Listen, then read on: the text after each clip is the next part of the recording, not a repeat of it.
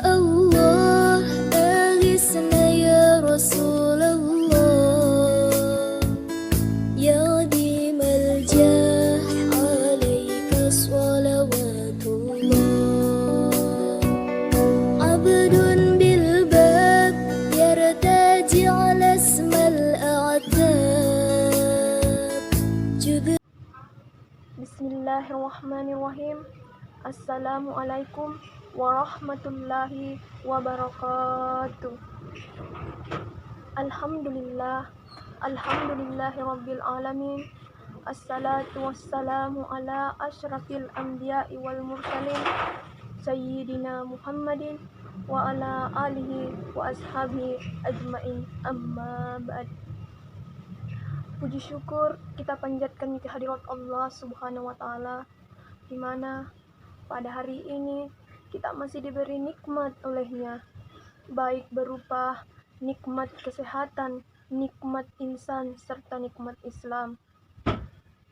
Salawat serta salam tetap tercurahkan kepada junjungan kita, yaitu Nabiullah Muhammad Sallallahu Alaihi Wasallam, yang mana beliau yang telah mengantarkan kita dari alam kejahiliaan menuju alam yang penuh dengan keberadaban. Yang terhormat Bapak, Ibu, dosen IAIN Parepare, serta teman-teman sekalian, perkenalkan, nama saya Nur Afifah, Prodi Pendidikan Agama Islam. Pada kesempatan kali ini saya akan membawakan salah satu ceramah singkat atau yang biasa kita sebut sebagai kultum, yaitu yang bertema akibat perbuatan maksiat.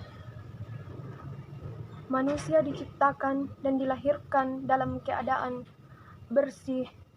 Dalam keadaan apapun itu, manusia adalah ciptaan hamba yang memiliki kemuliaan tersendiri, sehingga kemuliaan yang ditanamkan pada diri kita merupakan kemuliaan yang diberikan oleh Allah Subhanahu wa Ta'ala. Seorang hamba bisa meraih kembali kemuliaan dalam hidupnya apabila hal-hal yang dilakukan di dalam hidupnya mengikuti perintah yang Allah berikan, di mana kelak kita, jika kita telah meninggal dunia, maka Allah Subhanahu wa Ta'ala akan memberikan kita saksi perbuatan yang kita lakukan di dunia ini. Hadirin wal hadirat yang dirahmati oleh Allah Subhanahu wa Ta'ala,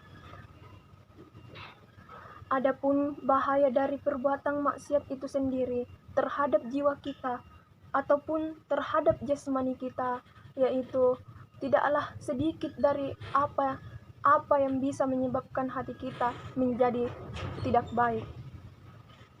Dan hanya Allah sajalah yang berhak memberikan kita saksi di akhirat kelak. Perbuatan maksiat yang pertama adalah merupakan warisan yang penuh yang akan diazab kelak. Kemudian yang kedua, terjadinya maksiat di sana dan di sini, yang kini bertambah maraknya adalah merupakan kaum yang berpakaian dari umat-umat yang terdahulu, yang merupakan musuh dan durhaka kepada Allah Subhanahu wa Ta'ala. Sebagaimana dalam sebuah hadis yang diriwayatkan oleh Abu Bukhari, yaitu Bismillahirrahmanirrahim. Al-haya'u khairu qulu, yaitu artinya malu itu merupakan kebaikan seluruhnya. Mengapa saya demikian sangkut pautkan dengan malu? Karena malu merupakan pangkal dari sebuah kebajikan. Nah, apabila kebajikan yang ada pada diri kita itu sudah tiada, maka hilanglah martabat yang kita miliki sebagai seorang hamba yang memiliki agama. Dan bahaya maksiat yang pertama, yaitu apabila model berpakaian kita, model yang kita gunakan sesungguhnya bisa mengundang yang hal-hal tidak baik, maka harus kita perbaiki cara berpakaian kita sebagaimana pakaian yang syariat Islam anjurkan. Kemudian bahaya maksiat yang kedua, yaitu maksiat yang dikerjakan di mana ketika hati kita sudah tertutup dan tidak lagi disinari oleh berkah dari Allah Subhanahu wa taala, maka kita tidak akan bisa lagi menerima nasihat-nasihat agama dan dengan demikian kita termasuk orang-orang yang lalai, sebagaimana dalam salah satu ayat di dalam Al-Qur'an, yaitu pada surah Al-Mutaffifin ayat 14, yaitu yang berbunyi, A'udzu billahi minasyaitonir rajim.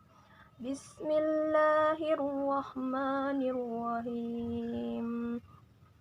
Kalla bal rana ala qulubihim ma kanu yaksibun.